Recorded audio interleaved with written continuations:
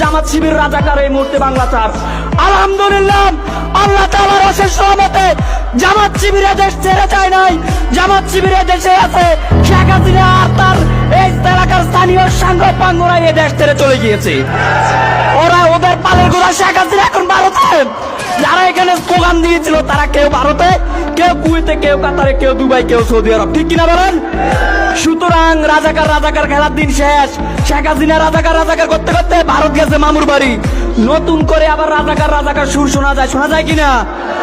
আমরা দেখছি শেখ হাসিনা নিজে একটা তালিকা করছে 10,000 রাজাকারের, 8,000 শেখ হাসিনা নিজের দলের, 2,000 যারা নতুন রাজাকারী শব্দ আবিষ্কার করতেছে তাদের দলের, 37 জন হচ্ছে জামাত ইসলামের আসছে।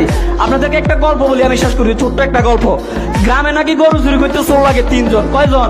একজনে চুরি করে, আরেকজনে ঘন্টা নিয়ে রাস্তার উত্তর দিকে যায়, আর আরেক চোরে জনগণের সাথে মিশে যায়। মিশি যে ঘন্টা নিয়ে গেছে, ঘন্টার আওয়াজ তো ওইদিকে শোনা যায়, চোর মনে হয় ওইদিকে গেছে, আসলে চোর যাইতেছে দক্ষিণ দিকে। কথা বুঝছেন কিনা? তাহলে সে ওইদিকে বিভ্রান্ত কেন করতেছে? চোর ওইদিকে কেন বলতেছে? নিজে চুরির ধরা থেকে বাঁচার জন্য, আর আসল চোরকে বাঁচাই দেওয়ার জন্য, ঠিক কিনা? ঠিক এমন যারা রাজাকার রাজাকার বলে তারা আসলে প্রকৃত রাজাকার। নিজেদের রাজাকারীদের ঢাকার জন্য সারাক্ষণ জামাত